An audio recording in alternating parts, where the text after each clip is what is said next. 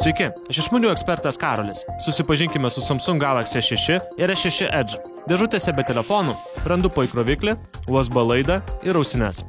Jau įprasta, kad nauji Samsung Galaxy serijos flagmanai stebina savo galingumu ir funkcionalumu, tačiau dėmesio išvaizdai gamintojas skirdavo kiek per mažai.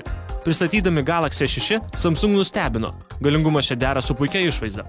Beje, šįkart Samsung pristatė iš karto du flagmanus. S6 ir S6 Edge skiriasi tik tuo, kad pastarasis pirmasis pasaulyje turi lenktus ekrano kraštelius.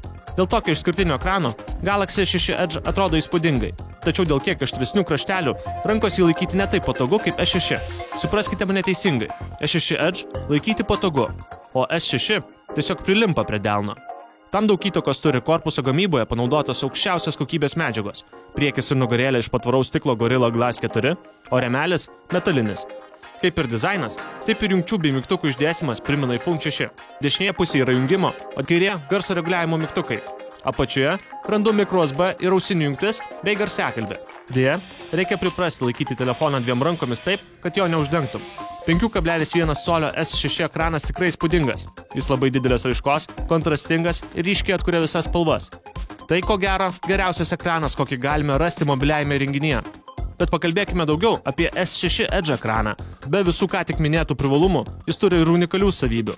Visų pirma, galite lengvai ir greitai pasiekti skirtingomis spalvomis pažymėtus kontaktus, kuriuos dažniausiai naudojate.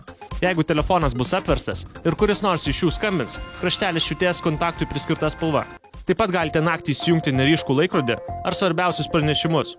Bet šios galimybės nėra esminės ir dažnai naudojamos, todėl lenkti ekrano krašteliai skirti daugiau ne funkcionalumui padidinti, o suteikti išmaniajam papildomo žavesio.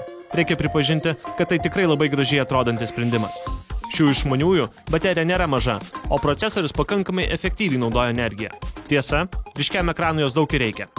Taigi aktyviai naudojantis baterija laikys maždaug dieną, naudojantis vidutiniškai kelias. Beje, šios išmaniuosius galima pakrauti ir belaidžių būdu, o specialiu įkrovikliu vos per 10 minučių baterija pasikraus 4 valandų naudojimuose. Galingumas yra kitas šių išmaniųjų pliusas. S6 ir S6 Edge yra vieni galingiausių rinkoje, todėl galėsite mėgautis ypač greitu ir sklandžiu veikimu. Kalbant apie atmintį, tenka kiek nusivilti. Tai pirmieji S serijos Samsung flagmanai, kurie neturi microSD kortelės jungties. Tačiau jų vidinė atmintis 32 GB, to daugumai vartotojų turėtų užtekti. Palyginus su anksčiau pasirodžiusiais Samsung Galaxy modeliais, S6 ir S6 Edge meniu ir jo valdymas tapo paprastesni ir intuityvesni. Juose atsirado galimybė naudoti įvairias temas. Patobulėjo ir piršto spaudų jutiklis, kuris yra kaip niekad tikslus. O S-Health programėlė skirta sekti sveikatos būklę ir sporto pažangą tapo dar naudingesnė.